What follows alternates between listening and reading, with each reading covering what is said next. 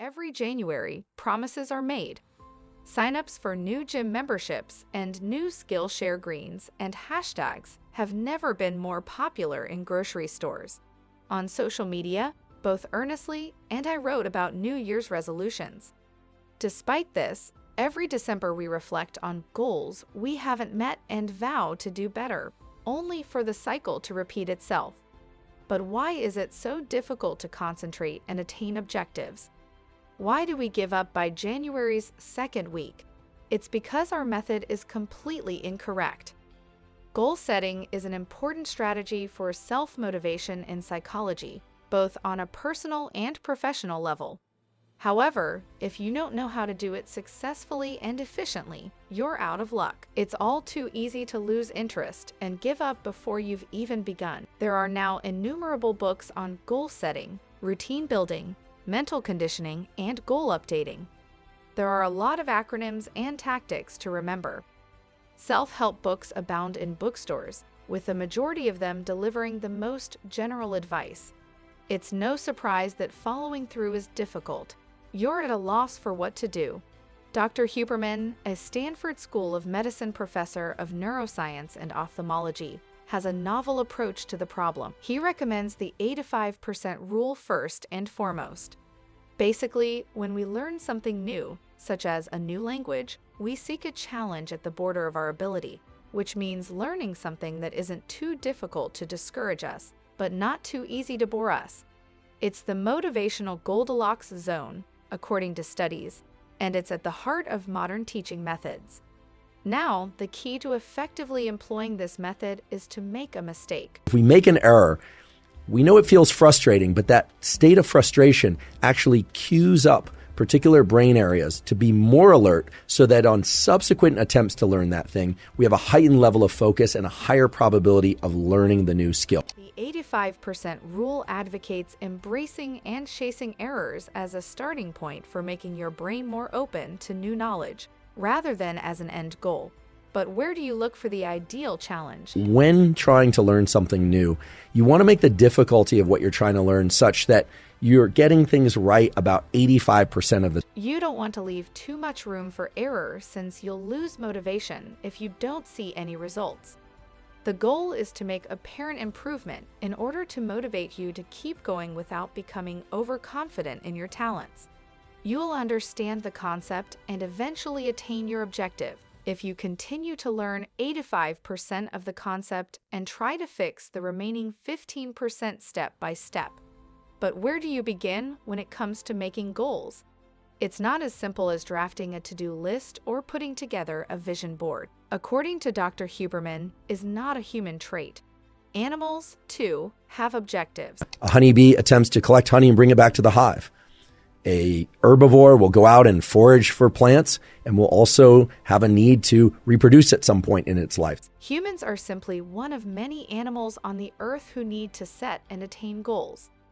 As a result, we know that all animal species employ the same basic standard system to create and attain goals. The only thing that distinguishes us from other animals is our ability to perceive short-term, medium-term, and long-term goals. We also have the option to focus on various goals at the same time, so we can achieve both fitness and job objectives. What unifies us, though, is our neural circuit, which is a collection of brain areas that, when engaged, allow us to do specific activities. As a result, it makes no difference what the goal is. It's essentially a shared set of neuronal circuits in different parts of the brain. The amygdala, which is essentially the brain's fear center, is one of them. What role does fear have in setting goals? A lot of our goal-directed behavior is to avoid punishments, including things like embarrassment or financial ruin or things of that. The ventral striatum, which is part of the basal ganglia, is involved in goal setting. Two opposing circuits coexist in the basal ganglion, one that instructs us to do things and the other that tells us not to. The cortex, which has two parts, the lateral prefrontal cortex, which likes to plan ahead, and the orbital frontal cortex, whose tasks include adding emotions to our current state of progress, is the third section of the brain engaged in decision-making. This can be sadness if you're too far away, happiness if you're close enough, confusion if you're not sure what to do next, and so on. What good does it do you to know all of this? For starters, it informs us that all other approaches are based on the ABC method, because they do not account for all of the features involved in goal setting. The SMART and SMARTER techniques are repetitive and ultimately insignificant. It doesn't account for the anxiety you'll experience while chasing your objective. It makes no mention of the tension between doing and not doing. It emphasizes planning, but it makes little mention of the feelings that come with progress. The issue isn't with setting goals. It's all about execution. Setting goals is the first step, and then assessing them to determine if they are working is the next step. Then there's the execution. Goal setting and achievement are divided into two categories by the 4 parts of the brain involved. First is assessing value, knowing whether or not where one is at one given moment relates to some external thing. This entails asking you, are things going well? What should be changed? What criteria do you use to determine if something is going well or badly? Action steps are the second category. Goes and no-goes. Do more of this, do less of that. Do this, don't do that, etc. We must first comprehend 2 concepts, personal space and additional personal space, before we can begin to use these instruments. All of the functions taking place inside your body, as well as everything in your near environment, are referred to as personal space. What exactly does this imply? Consummatory conduct refers to using and consuming things and enjoying them, whether it's eating the sandwich in front of you or perusing Instagram on the phone next to you. In comparison, increased personal space is a plus. Everything outside your immediate surroundings could be in the next room, down the street, or in the future. Dopamine and comprehension are 2 molecules linked to thinking about things in the future, about things in the extra-personal space.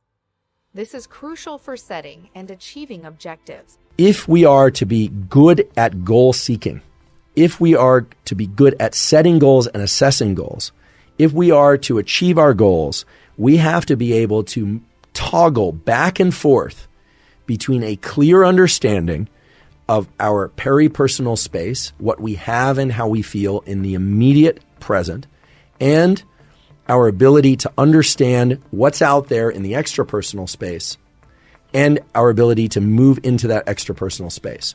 The best way to achieve this is to assess your progress in your personal environment first. What are your thoughts on the goal you desire to achieve? Even though the success is theoretically in your future, how you feel about it happens right now.